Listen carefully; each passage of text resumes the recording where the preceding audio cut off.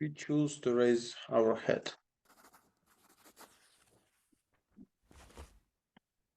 The priest raises the lash, but before he can strike, you raise your head and stand up. There are cries of indignation among the churchgoers. The whip cracks. It strikes you on the right shoulder. But you keep your head up.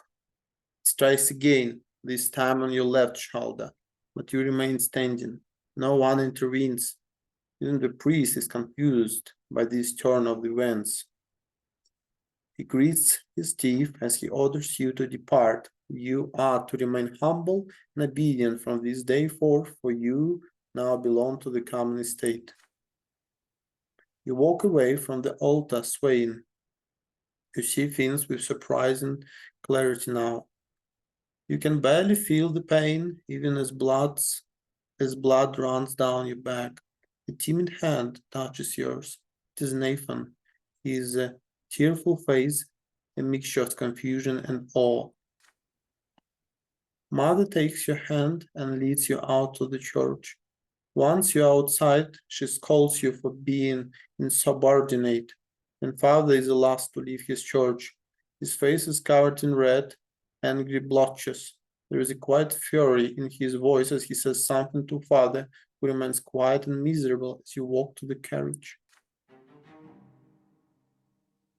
You defy the powerful will that day. There is a fear inside of you. You fear that this will might one day destroy you.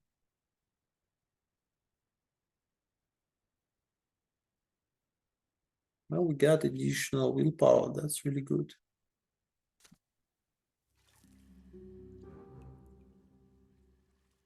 You have taken your first sacrament and received the commoner's lot.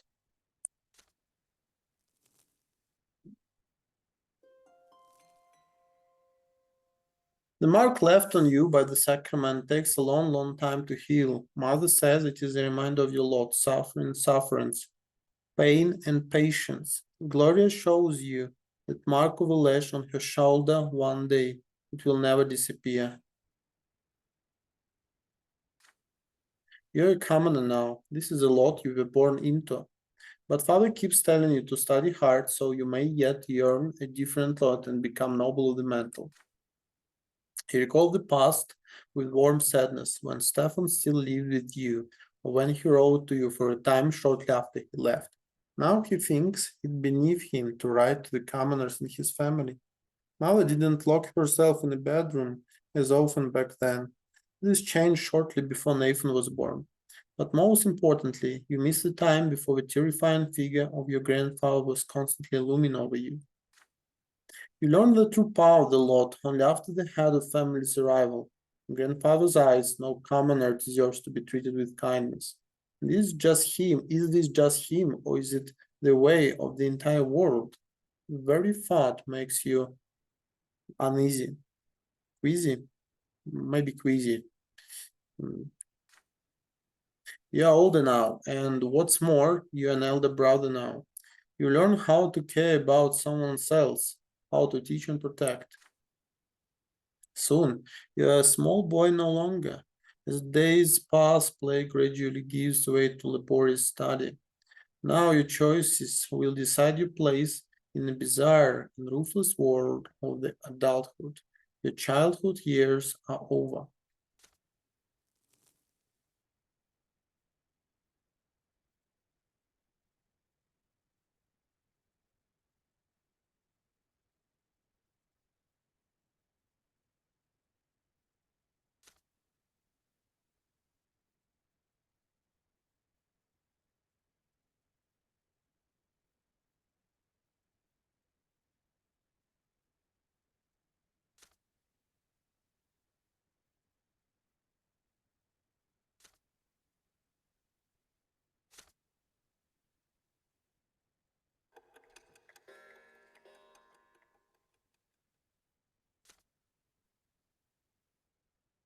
I was growing up fast. The school, the streets, and the whole wide world awaited me beyond the gate of my parents' house.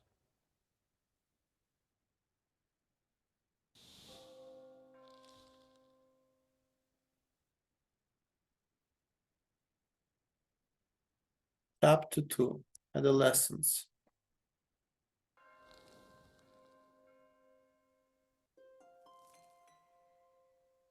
You've lived in this world for 8 years now. As you grow older, life grows more complex. The world of your childhood was limited to your house and family, but now that realm is expanding. It also includes your neighborhood, the nearby houses, the streets of the ancient city of Nizoti.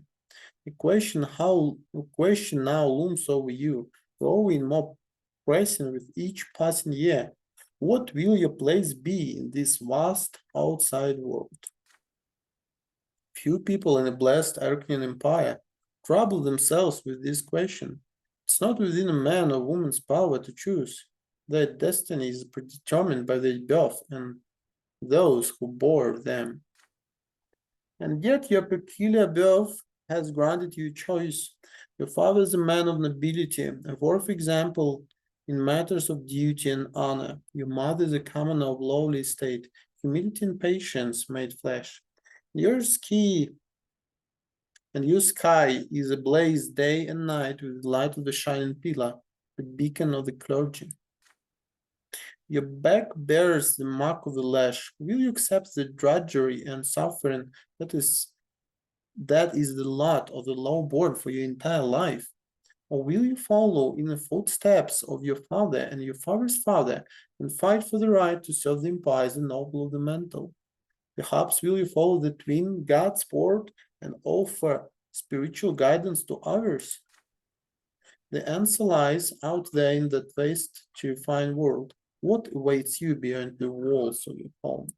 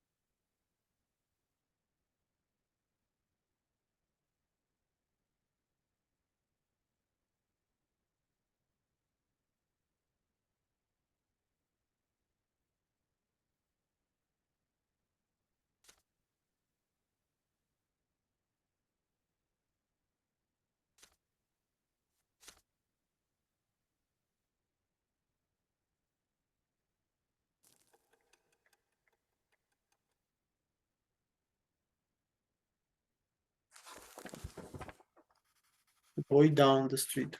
The family expects more and more of you as you grow up. The teachers and tutors hired by your father keep you on your toes all the time. The life these days is dedicated to studying for the future of the Brante family. Your younger brother Nathan keeps growing up too. You can hold a conversation now. You never refuse him when he comes to play, provided you have a bit of free time between your demanding lessons. It is a rainy day today. Father and mother have gone to a ball, and they left Nathan in your care. You lose track of time, all the books in the sitting room. Nathan goes off alone to splash in a creek. Soon you hear his voice begging you to come outside. He is on the porch, sobbing, all covered in dirt. You walk up to him as he continues to bawl. It's all, it's all that kid. He, he pushed me to the teacher and called me names. He said I was a fancy pants fool. I said, I'll call my brother. He's still there. You have to go punish Michael. Nathan points at a lopsided wooden house further down the street where the poorer artisans live. You see two boys lingering there on the porch. They are clearly both commoners, but far from poor. One of them is almost as tall as Nathan, and he frowns in a funny way, just like him. The other looks older, almost your age, but he is more broad-shouldered and taller. His name is Thomas. You've heard it before. There, Michael. That's him. Nathan points at the younger boy and hands behind your back. Thomas grins and rolls up his sleeves to reveal strong forearms. He must have been helping his father with manual labor for quite some time. Listen up, rich boys. We don't give a damn about you or your friendship. Don't let nobody call our home a stinking rat hole. Your little brother earned his ditch dive. Maybe next time he'll dress normal and stop picking fights with people who can throw him in mud. Your hands clench into fists before you react. Nathan called them name first. No wonder they did the same. That's how it goes, but pushing your brother into a ditch is too much. Thomas stands tall and confident. He sees no threat in you. You're about to get ready for a fight when you feel a tug on your sleeve. You turn your head to see Nathan, the one who started the whole mess. Come at Thomas and give him a beating. You simply have to teach that jerk a lesson. Say your brother is to blame. He did call them names first. Resolve the matter peacefully. You do your best to reason with Thomas and avoid a fight. And unfortunately, we cannot listen to our brother first. Yes. So, make your choice.